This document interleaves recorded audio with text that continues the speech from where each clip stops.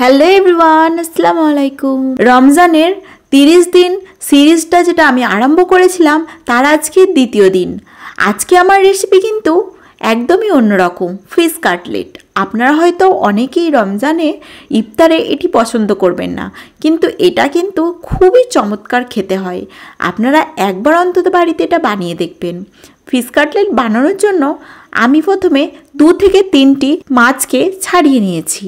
এটা কিন্তু বয়েল করে নিয়েছিলাম, তারপর কাঁটাগুলো ছাড়িয়ে নিয়েছি। তারপর তার মধ্যে দিয়েছি 2টো পেঁয়াজ কুচি, অল্প খানিকটা ধনিয়া পাতা, আর দিয়েছি 2টো কাঁচা লঙ্কা। তারপর মিশ্রণটিকে ভালো করে মাখিয়ে নিয়েছি।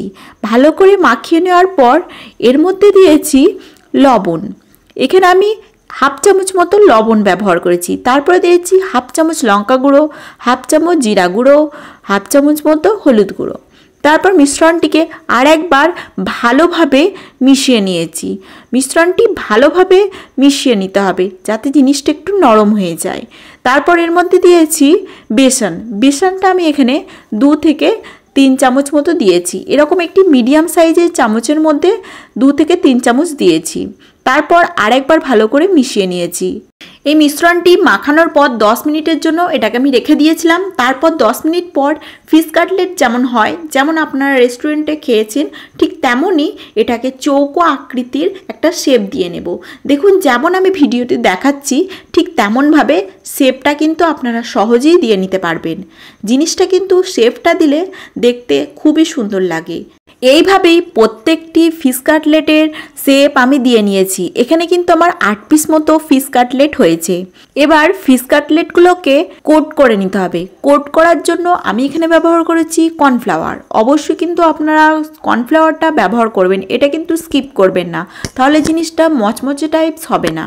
তারপর দিয়েছি ব্রেড ক্রাম্ব না থাকলে আপনারা কিন্তু এর পরিবর্তে খাস্তার গুঁড়ো ব্যবহার করতে পারেন।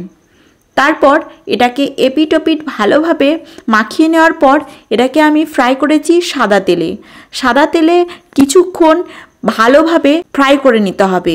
আর অবশ্যই ফ্রাই করার সময় আপনারা লক্ষ্য রাখবেন যেন গ্যাসের ফ্লেমটা লো থাকে, নাহলে কিন্তু উপরটা পুড়ে গিয়ে ভিতরটা কাঁচা রয়ে যেতে পারে। এইভাবেই খুব সহজেই আপনারা বাড়িতে ফিশ কাটলেট বানিয়ে নিতে পারেন। আমার ভিডিওগুলো যদি আপনাদের ভালো লাগে তাহলে কিন্তু আমার চ্যানেলটি সাবস্ক্রাইব করতে ভুলবেন না। আর যদি আপনারা এটা ফেসবুক থেকে দেখেন তাহলে কিন্তু অবশ্যই পেজটি ফলো করবেন। ফিরে আসছি নতুন কোনো ভিডিও নিয়ে। ততক্ষণের জন্য ভালো থাকবেন, সুস্থ থাকবেন।